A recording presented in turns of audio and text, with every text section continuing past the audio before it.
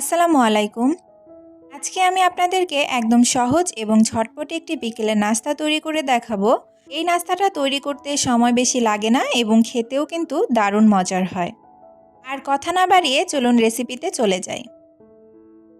আমি এখানে অর্ধেকটা ফুলকপি আর একটি মাঝারি সাইজের আলু প্রায় ৮০% মতো সেদ্ধ করে নিয়েছি। এবার এই আলু আর ফুলকপিগুলোকে একটি গ্রেটারের সাহায্যে গ্রেট করে নিব।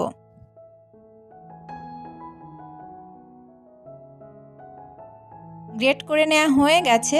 এবার এতে দিয়ে দিচ্ছি স্বাদমতো লবণ, হাফ চা চামচ ভাজা জিরার গুঁড়া,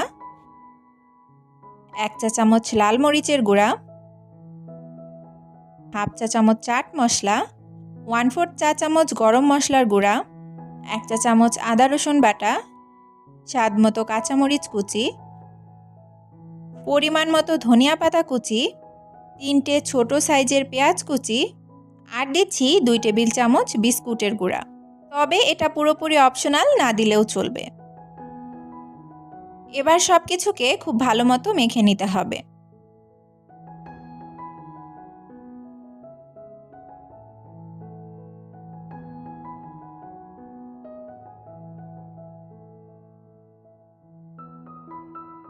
এই পর্যায়ে দিয়ে দিচ্ছি 2 টেবিল চামচ ময়দা। এটা বাইন্ডিংয়ের কাজ করবে। আপনারা চাইলে ময়দার পরিবর্তে চালের গুঁড়া কিংবা বেসন ব্যবহার করতে পারবেন। এবার আবারও সব কিছু একটু মেখে নিয়ে এই মিশ্রণটাকে 10 মিনিটের জন্য একটু রেস্টে রেখে দিব।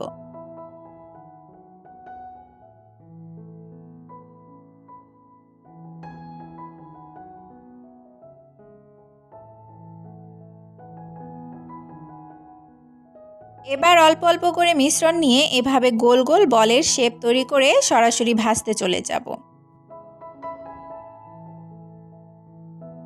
চুলাতে আগেই তেল গরম করতে দিয়েছিলাম। এখন এই গরম তেলের মধ্যেই এক এক করে বলগুলো দিয়ে দিচ্ছি।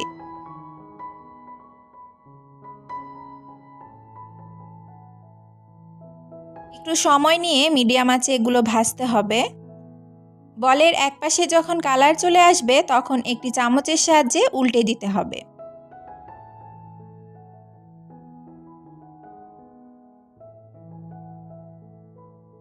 আর একটু ঘুরিয়ে ঘুরিয়ে ভেজে নিতে হবে যাতে করে সব দিকে সমানভাবে ভাজা হয় এবং সমান কালার আসে।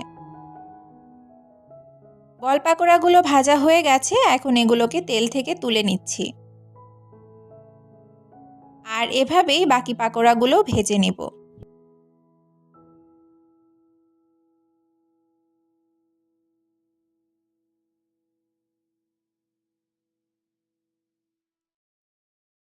দেখলেন তো, একদম ঝটপট হাতের কাছে থাকা উপকরণ দিয়েই এমন মজার পাকোড়া বানিয়ে নেওয়া যায়।